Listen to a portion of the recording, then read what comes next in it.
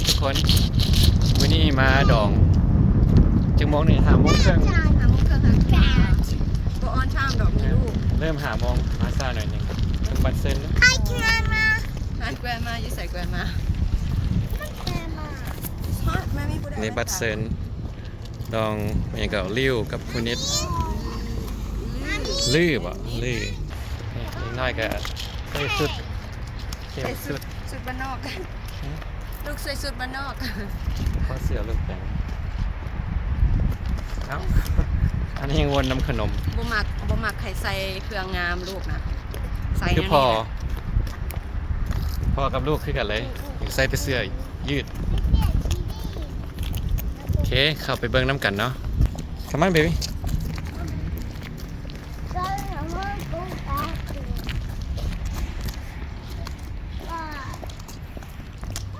ดองอยู่บัวสวรรค์ Banquet Hall อันนี้เป็นตลาด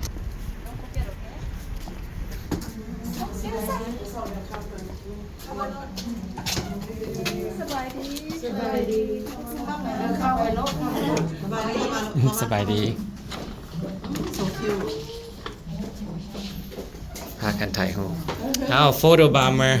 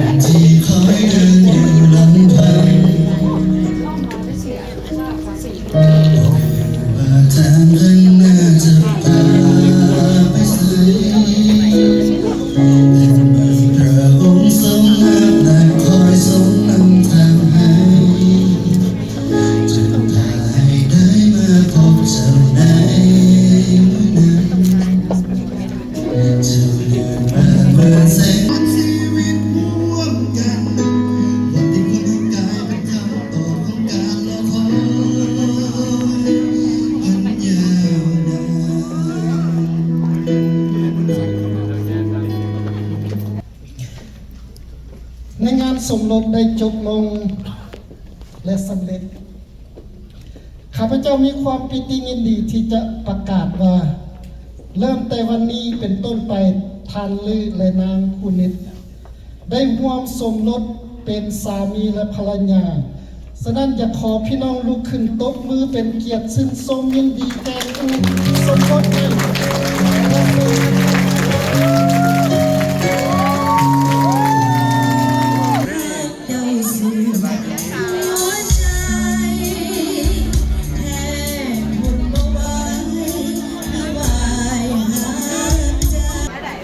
ไปเยอะ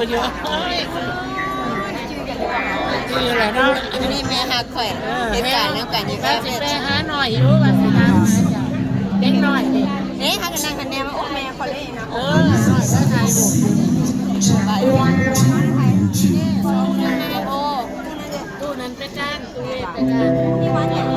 เสาเขาเป็นเสา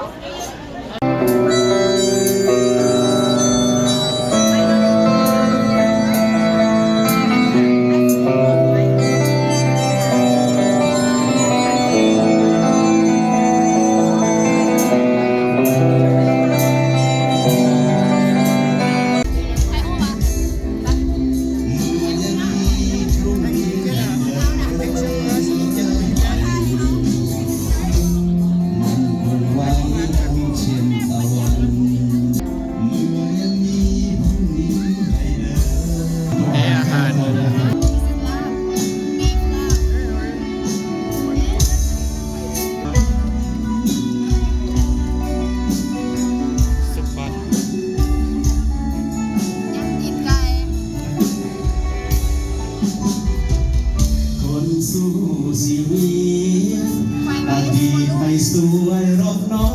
งหวังอย่าหันไปมองกลัวน้องตั้งเลือบางครั้งบางคนอาจจะมีผู้คนนินทาพี่เองก็เพลินเลยน้องแอบมองหลายคนแต่สายใจนี้รักไปเองนกงามเด็กนกแค่ไทยเอาแม่ดิ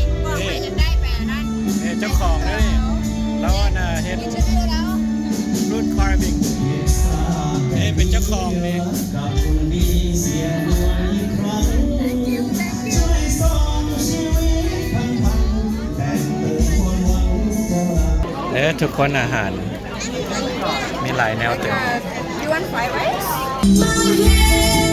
นจันทร์สุขสำราญเนื้อเมืองได้เห็นโลกนี้คือแส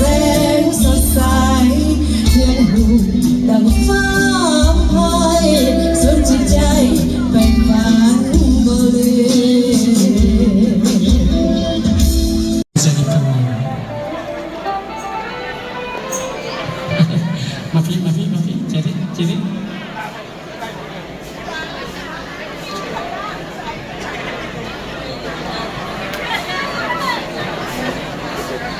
อาสร้างภาพเขาเตรียมตัวไปรับเก็บภาพไปให้ดีเลยและถึงภาพที่เราทำงานกันเลยครับทีนี้เป็นภาพที่ว่าความทรงจำที่ดีจะเป็นจนพบลูกหลานใส่บนเล็กๆหน่อย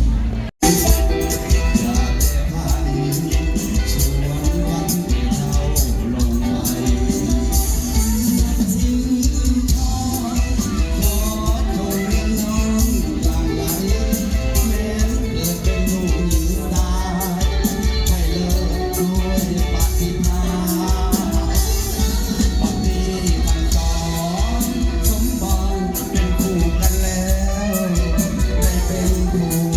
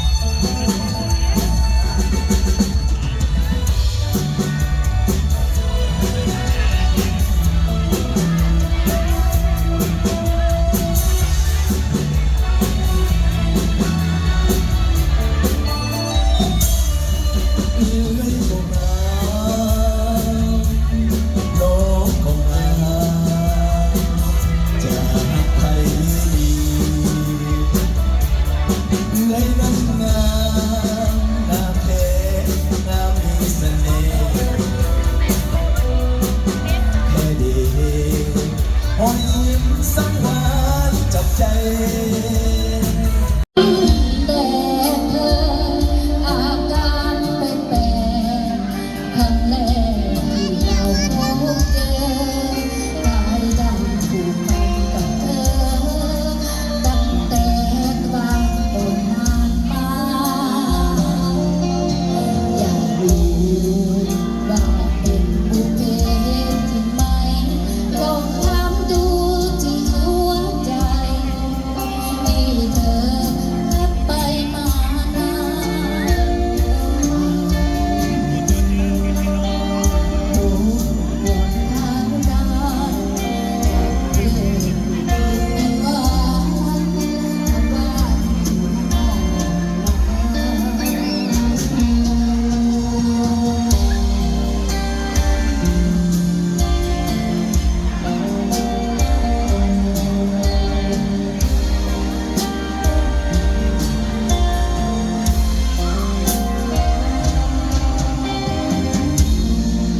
ขอไว้พรให้เจ้าบ่าวเจ้าสาวจะกอดแน่นๆกอดกันแน่นๆหักกันนานๆจนฟ้าดินสลายกันเพลงที่สองวันนี้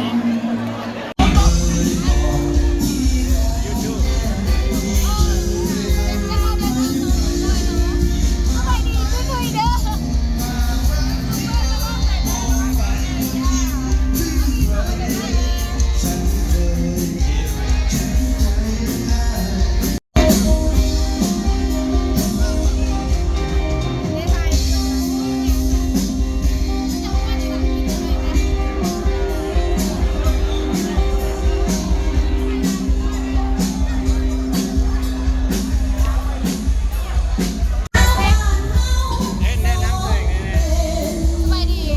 เป็นยังไงเด้อมาอุดหนุนเครื่องซอยคอยละลายเด้อมาแล้วกินมาให้แล้วจอยได้ไหน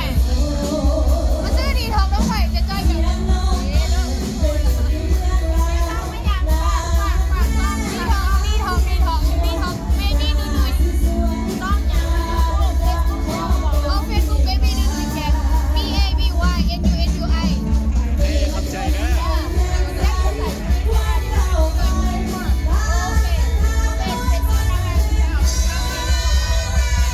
แล้วขายดีป่ะแล้วขายดีป่ะตะกี้เราด้วยเราจอยเห็นแต่แค่เราขายไหนที่เราดูให้คนบางร้านได้ขายถูกนั้นนะเด้อ เจ้าสาวหิวข้าว ถ้าเขากินกันได้เลยนะ